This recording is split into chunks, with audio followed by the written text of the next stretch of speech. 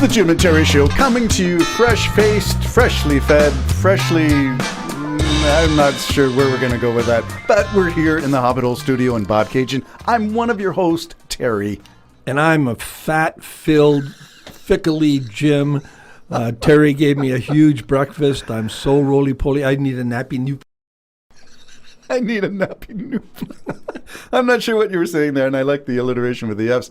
And the fat, frickly, I don't know what I said. Yeah, okay. I'm just Here we go. Got a lot of food in me. Thank you very much. And you're sitting in front of a mic because we are two retired guys with a coffee, and we love to gab. Yeah, we do. And we've been talking for an hour now. And so it's time to get on with pushing the record button. There we go. So we pressed record. Here we go.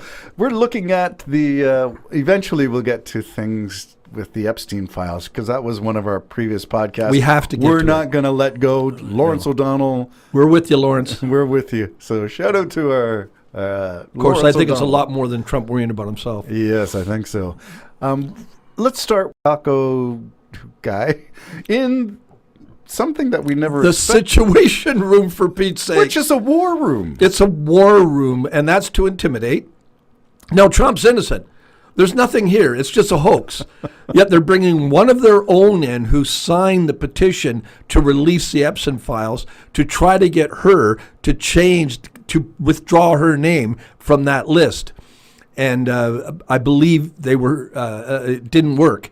But why on earth would you be in the Situation Room, if everything's a hoax, Trump, trying to convince your person to get your name off that list? Okay, so let's take a look at a hoax. The Situation Room is where the wars are usually monitored when the president has some special operation going. That's where they go to monitor it.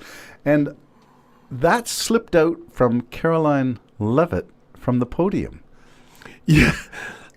Caroline, oh dear Caroline. I mean, I'm sorry.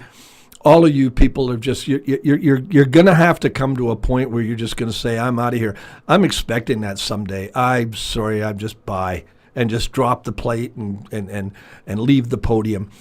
Because anybody with a reasonable mind knows if you're just trying to convince somebody that they're wrong, you don't put them in a situation room with top-notch people where there's no information can come in from outside.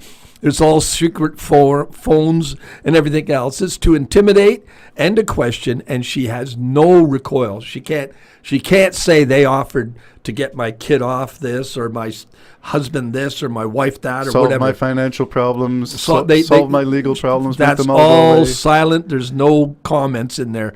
So if you're innocent, Trump, and you're not protecting either yourself or a bunch of people on that list, and why you would be doing that could be a whole show. Who are you afraid of? Who are you afraid of letting things out of the bag?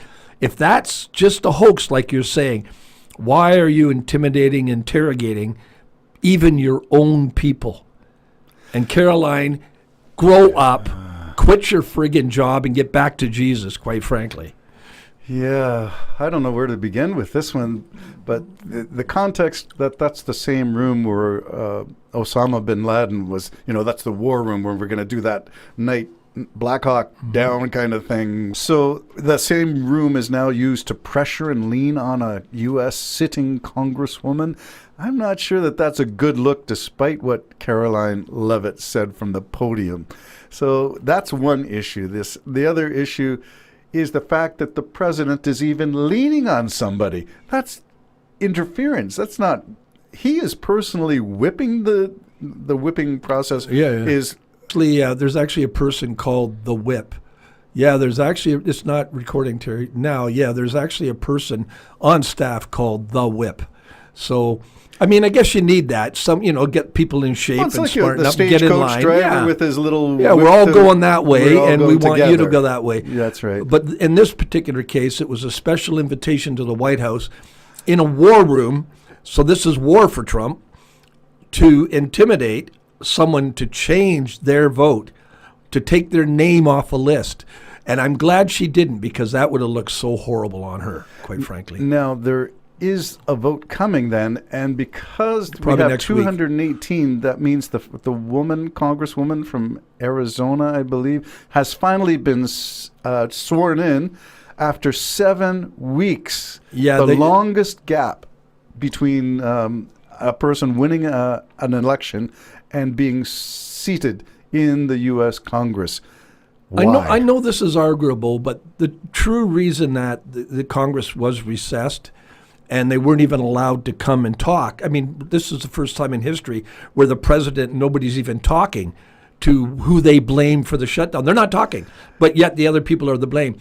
That 7-week shutdown was to delay the vote to release the Epstein files. I'm convinced of that. Well, what would the delay, unless it's a permanent delay? It's going to come out sometime. The vote's going to be taken sometime, Listen, unless Mike Johnson... I don't know how I can say this in code.